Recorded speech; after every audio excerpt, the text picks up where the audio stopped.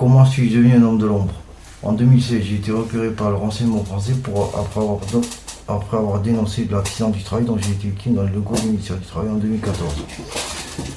Vous regarderez, alors, petite précision, pour comprendre comment je suis devenu un homme de l'ombre, il faut regarder mon parcours. Pour ça, vous avez des options. Soit vous lisez mon CV, mon CV dans sa version intégrale, soit vous lisez mon CV dans sa version courte, en regardant en détail le détail de chaque élément qui figure dans le document historique des événements, dans l'historique des événements, pardon. Donc,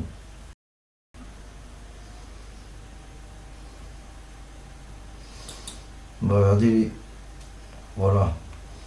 Donc là, on va regarder l'événement numéro 4 en 2016. Suite à la dénonciation de l'accident du travail de 2014, j'ai rencontré FM. Suite à la dénonciation de cet accident du travail par LRR du 24 octobre 2016 adressé au ministère du Travail, j'ai fait la connaissance de FM par l'intermédiaire de mon ex-femme qui suivait les cours de français dans la même association que celle de ma femme. FM prétendait être administrateur de serveur de virtualisation en poste au ministère de l'Intérieur, place Bourreau. Il savait que j'avais eu une jeunesse difficile, que j'ai prouvé une profonde aversion pour les malfrats à cause de mon enfance. Il savait que j'étais passionné par les sports de combat et la sécurité informatique. Il m'a recommandé de m'orienter vers la cybersécurité, le hacking en particulier et le Krav Maga. Plus tard, après avoir intégré le monde de la cybersécurité et de l'intelligence, j'ai appris que FM était en fait un agent du renseignement français travaillant avec des divisions de la direction centrale de la police judiciaire, la sous-direction pour la lutte contre la cybercriminalité et la sous-direction antiterroriste. FM avait été chargé de gagner ma confiance et de recueillir un maximum d'informations au sujet. Les services du renseignement américain et français avaient tout orchestré pour mener à bien leur projet, faire de moi un outil de lutte contre la criminalité et la cybercriminalité, un outil jetable en cas de problème.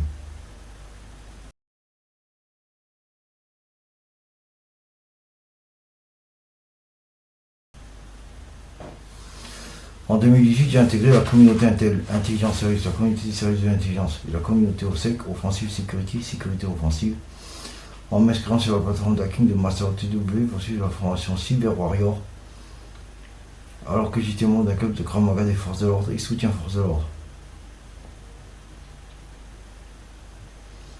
Alors je vais vous montrer ce que c'est la formation Cyber Warrior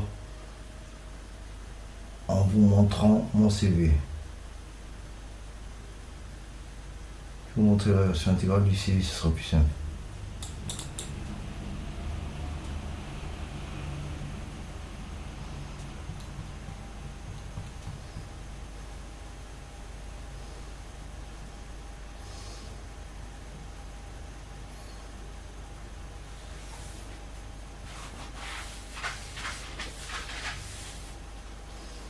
Voilà la formation 2018 à 2019, formation Cyber Warrior 1, sur la plateforme de formation au hacking de mon instructeur.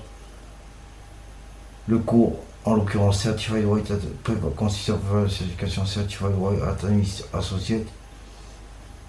Masterclass dispensé par OTWN Pentester Senior, instructeur de renseignement militaire américain pour le US Cybercom, pour le cybercommandement américain, expert en criminalistique numérique. Et par la suite, donc, j'ai aussi également la formation Cyber Warrior 2 pour préparer le module de cours Certified Ethical Hacker certifié. Formation avancée dispensée par un COTW. Voilà, vous voyez de quoi il s'agit. Depuis 2018, on va dire au club de Krav Maga avant de détailler. Donc, en ce qui concerne le club de Krav Maga soutien force de l'ordre, j'ai créé un compte de soutien force de l'ordre sur Instagram. Je ne le donne pas bien sûr pour des raisons évidentes de sécurité ayant trait à ma personne. Mais ceux qui sont des forces de l'ordre eux-mêmes sauront comment le trouver, je n'en doute pas. Alors le club de Krav Maga en question.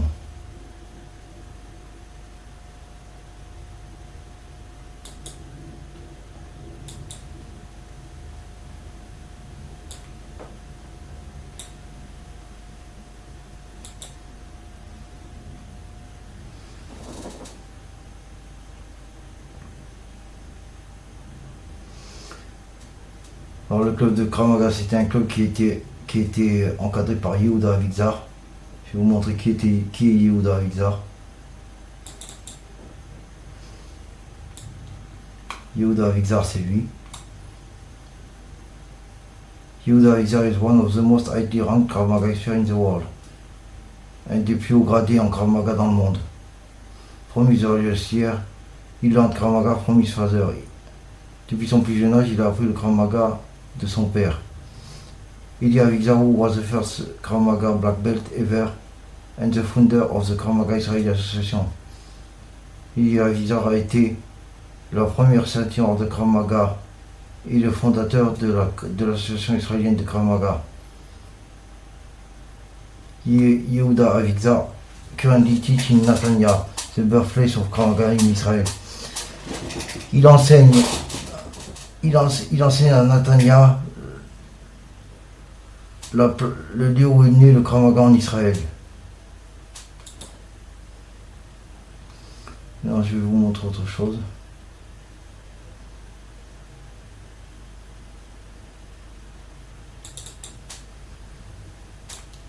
Ça, c'est le logo du club de Krav Maga dans lequel j'étais, où j'ai fait du Krav Maga avec des gendarmes et des policiers, dont certains étaient même du PSIG. Et maintenant, ma question, vous remarquerez entre les deux logos, Direction centrale de la police judiciaire, regardez le puma. Alors, difficile de me dire que que mon histoire n'a rien à voir avec les forces de l'ordre. Donc je disais, depuis 2018, j'ai été chargé des comptes espionnage américains sur le sol français, enquête sur le terrorisme, le trafic de drogue et la corruption. Pour ça, je ne vais pas détailler maintenant parce que c'est trop complexe, je vous lirai les courriers concernés après. Début 2020, je suis devenu agent double lorsque j'ai commencé à partager mes informations avec la France. Courant 2020, j'ai refusé de participer à l'assassinat de terroristes potentiels orchestrés par la CIA et la DGSE. En lisant le courrier, vous comprendrez de quoi je parle. En août 2020, j'ai répondu à un appel du groupe Anonymous diffusé par le Média Brut, la capture d'écran Anonymous que je vous ai montré tout à l'heure. C'est ça l'appel en question. Depuis fin 2020, je représente le roi de la France au sein du collectif des APT. Le collectif des APT est une extension de Anon Group, armée de la Finance and Alliance, qui était même une sous-branche de l'Organisation mondiale de renseignement, plus connue sous l'appellation Intel Group. Vous regarderez dans le dossier, vous regarderez dans le dossier, il y a un dossier qui s'appelle Intel Group NATO et Anon Intel Group. Il se trouve dans le dossier Investigation, Surveillance, Organisation. Le collectif des APT, c'est le collectif des menaces fascistes avancées. Autrement dit, c'est le collectif de ceux qui sont fichés comme étant des hackers sponsorisés par les États, mais qui sont au service d'une nation. Là, en l'occurrence, le collectif des APT regroupe plusieurs nations. Les hackers travaillent pour plusieurs nations, donc USA, pour travailler pour tous les gouvernements qui sont membres de la Finance and Alliance. C'est-à-dire que chaque agence gouvernementale a des membres de la communauté Intel et de la communauté OPSEC qui représentent leur pays au sein du collectif des hackers internationaux.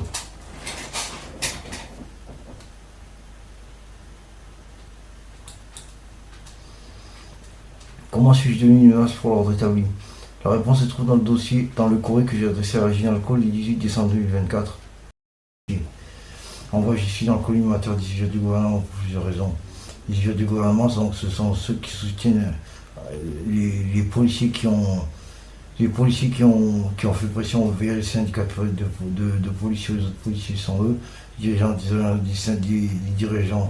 dirigeants des syndicats de police, ce sont eux en fait les opposants au système macroniste, parce qu'ils ont, en gros, ce sont tous ceux qui ont affaire dans la multivulgation.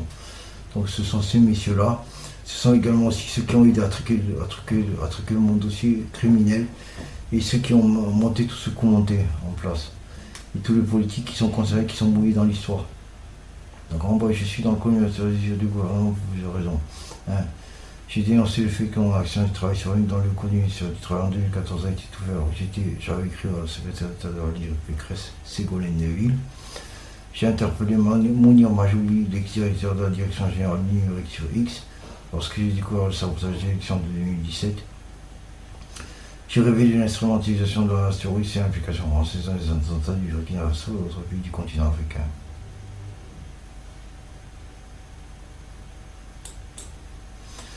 J'ai dénoncé l'usage abusif de la force publique par les politiques. Police égale prestataire de service, bouclier humain contre le peuple, du fusil. Si j'ai révélé le fait que les agences gouvernementales de la Finance Fortnite Alliance détiennent les données mondiales du narcotrafic, un homme phone network. Je vais vous montrer c'est quoi un homme phone network.